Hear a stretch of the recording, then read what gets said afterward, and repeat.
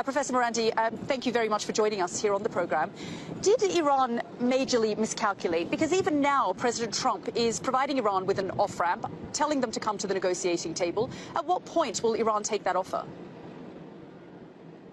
Well, according to your narrative, Iran always miscalculates. It's a regime. I heard the regime 20 times in the last 10 minutes as I was listening. You sound like TASS news agency upgraded during the Soviet Union. And you say the regime is unpopular and is killing its people. When General Soleimani was murdered by the same Trump that you talk about, millions of people came to the streets of this city, Tehran, that I'm in. So how is it that he's so unpopular? This propaganda that you're producing is only justifying aggression. What the Israeli regime did was aggression. What it did was unjustified aggression. And Netanyahu has been saying for over 30 years, some say up to 40 years, he's been saying that Iran's on the verge of creating a nuclear weapon. And thanks to people like you, he gets away with these lies. But people can go online and check how many times he said. Professor Morandi, if you could just focus on, I know your narrative and I know the line you take, and we've spoken a number of times, and I'm sure, but if you could just focus on answering the question, in terms of the nuclear talks, on day 60, as far as we know, Donald Trump had said Iran has 60 days. Israel attacked on the 61st day.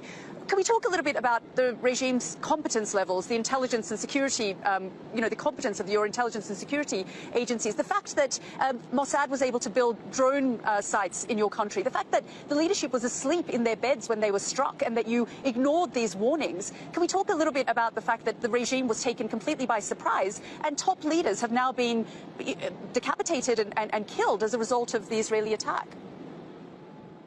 Saying regime, I think it helps you contain your contempt for independent countries. After all, you work for Sky News. It's understandable.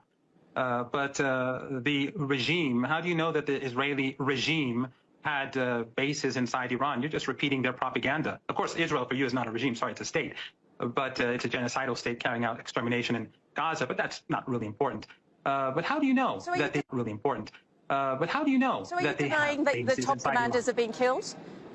Are you denying that top commanders were killed?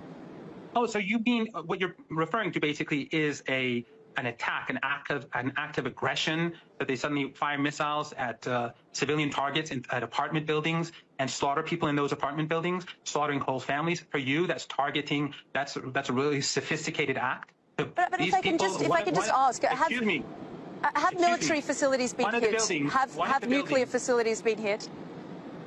One of the buildings that had some of these commanders, one or two of these commanders, was a large apartment building where they killed everyone, 60 people, 20 children. That's not important for people like you, but that's important for people like us. For you, people like you who support ethno-supremacism and the chosen people being able to slaughter and exterminate Palestinians. Professor Morandi, I'm just trying to get the perspective. We're trying to give you airtime so that you can give us the Iranian perspective on this. And we want to know, and I want to understand, Iran's position here. Will you come to the negotiating table now? Donald Trump, after these series of airstrikes and this attack was launched, called on Iran to come back to the negotiating table. As the spokesperson of the regime, or as someone who worked closely with the negotiating team, do you believe they will come to the negotiating table now? Well, your regime should know, and your news agency or your TV channel should know better. We were at the negotiating table. It was Trump that conspired with Netanyahu to attack Iran. This is how you twist the truth. You shouldn't invite me because you're easily exposed. Iran was negotiating. Initially, Trump had one position, and so did Witkoff. And then they flipped and said no enrichment. And then they continued the negotiations. And the night before the attack, Trump said that we don't want war. And then after the attack, he said, we're all for it. And you're saying Iran? Is Iran going to come back to the negotiating table? The audacity. Come on.